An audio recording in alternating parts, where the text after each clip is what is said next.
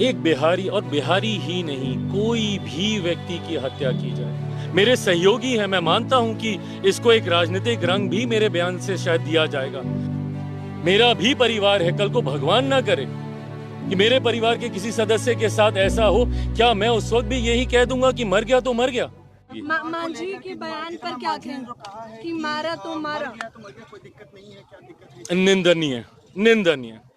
मेरे सहयोगी हैं, सम्मानित हैं, बड़े हैं, बुजुर्ग हैं, आदरणीय हैं, बट इस तरीके से नहीं। एक बिहारी और बिहारी ही नहीं कोई भी व्यक्ति की हत्या की जाए, भले वो समाज के किसी भी वर्ग से आता हो, वो देश के किसी भी कोने से आता हो, कोई भी भाषा बोलने वाला हो, किसी भी जाति का हो, किसी भी धर्म का हो, आप नहीं बोल सकते हैं कि मर गया तो मर गया। आपको अगर उस परिवार का दर्द का एहसास नहीं है तो उस पर नमक छिड़कने का भी कोई अधिकार नहीं। मेरे सहयोगी हैं, मैं मानता हूं कि इसको एक राजनीतिक रंग भी मेरे बयान से शायद दिया जाएगा कि गठबंधन के भीतर दरार, पर आप ऐसे बयानों का समर्थन नहीं कर सकते। आज अगर मैं उनके बयान का समर्थन करूं या संरक्षण करूं तो मैं उस परिवार से कभी आंख नहीं मिला पाऊंगा, या किसी भी उस परिवार के व्यक्ति से आंख नहीं मिला पाऊंगा जिन्होंने अपने परिवार के लोगों को ऐसी हिंसा हत्या में खोने का काम किया है। मेरा भी परिवार है, कल को भगवान ना करे कि मेरे परिवार के किसी सदस्य के साथ ऐसा हो, क्या मैं उस वक्त भी यही कह दूंगा कि मर गया तो मर गया? नहीं कह सकते हैं भैया आप इस तरीके से। आपको उस परिवार की वेदना को नहीं समझना है, एक बात है, नहीं समझिए, पर कम से कम जले पे नमक छिड़कने का कोई अधिकार नहीं आपको। अभी तक दिल्ली सरकार की तरफ से कोई मदद नहीं दी गई है। मैं बिहार सरकार की तरफ से, मेरी पार्टी की तरफ से भी, मेरे ही गृह जिले से वो आते थे। हमारी दिल्ली प्रदेश कमेटी ने सुनिश्चित किया कि परिवार को उचित न्याय मिले। कानूनी स्तर पर भी परिवार की मदद दिल्ली प्रदेश के द्वारा की जा रही है। हमारे सांसद राजेश वर्मा जी वहां पर गए, पार्टी की तरफ से भी आर्थिक मदद की गई, बिहार राज्य की तरफ से भी, मुख्यमंत्री सम्राट चौधरी जी की तरफ से भी परिवार की मदद की गई। पर सोच सिर्फ ये मदद करने का ही नहीं है, परिवार को न्याय दिलाने का है जिसने सदस्य को खोया। हम लोग आर्थिक स्तर पर तो ज़रूर उनकी मदद कर सकते हैं, बट उस भावना को हम लोग शायद ही कभी समझ पाएंगे जो अपनों को खोने के बाद परिवार को पीड़ा होती है। सोच बस उनको भावनात्मक स्तर पर भी हौसला बढ़ाए रखने की है, ये प्रयास हम लोग जरूर कर रहे हैं। थैंक यू भाई।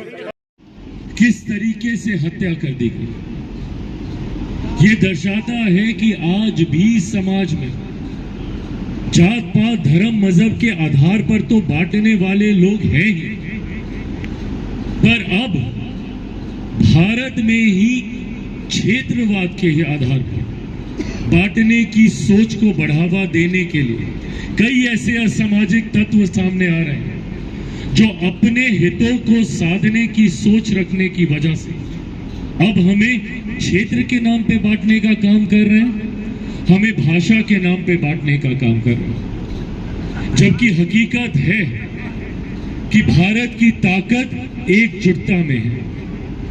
आज अगर दुनिया हमारी तरफ देख रही है, आज अगर वैश्विक स्तर पर भारत अगर एक बढ़ती हुई ताकत के तौर पर अपने आप को स्थापित कर रहा है, वैश्विक चुनौतियों के बावजूद एक तरफ हमारी अर्थव्यवस्था मजबूत होती जा रही है, वहीं दूसरी तरफ कई ऐसे देश हैं जो भारत के साथ संबंधों को मजबूत करने का प्रयास कर रहे हैं।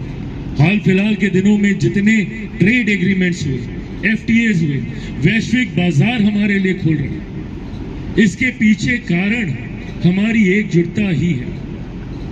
आज हमारी 140 करोड़ से बड़ी आबादी हमारी ताकत है, पर अगर इस आबादी को हम लोगों ने जाति के नाम पर, धर्म के नाम पर, क्षेत्रवाद के नाम पर, भाषा के नाम पर अगर हम लोगों ने बांट दिया तो वो दिन दूर नहीं है जब कई और ऐसी असामाजिक शक्तियां हम पर शासन करने लग जाएंगी जिनसे लंबे समय तक हम लोग लड़ाई लड़कर यहां तक पहुंचे। अंग्रेजों का वो काल, उनकी नीति ही ये थी कि बांटो और शासन करो, डिवाइड एंड रूल की पॉलिसी से उन्होंने हमारे ऊपर शासन किया। कई ऐसे राज्यों में कई ऐसे राजनीतिक दल हैं जिन्होंने हम लोग को जात पात धर्म मजहब के नाम पर बांटकर हमारे राज्यों को बर्बाद करने का काम किया। जिस राज्य से मैं आता हूं बिहार ही उसका उदाहरण है, जहां पे एक राजनीतिक दल जिसने सांप्रदायिकता और जातीयता को आधार बनाकर MY समीकरण को साधने का काम किया। क्या है भैया MY समीकरण? जहां M में सांप्रदायिकता है तो Y में जातीयता है। MY की बात हम भी करते हैं, लोक जनशक्ति पार्टी रामविलास भी करती है, पर हमारे M में महिलाएं हैं और हमारे Y में युवा हैं। और ये महिलाएं जात पात धर्म मजहब से उठकर हैं, ये युवा जात पात धर्म मजहब कौन सी भाषा बोलते हैं, किस क्षेत्र से आते हैं, उससे उठकर हैं। और जरूरत है इन्हें एकजुट कर कर एक साथ साथ कर आगे बढ़ने की। तभी सही मायनों में हम लोग वो विकसित देश बना पाएंगे जिस लक्ष्य के साथ मेरे प्रधानमंत्री आगे बढ़ने का काम कर रहे हैं। तभी सही मायनों में हम लोग उस समाज का निर्माण कर पाएंगे जिसकी कल्पना मेरे नेता आदरणीय रामविलास पासवान जी ने की।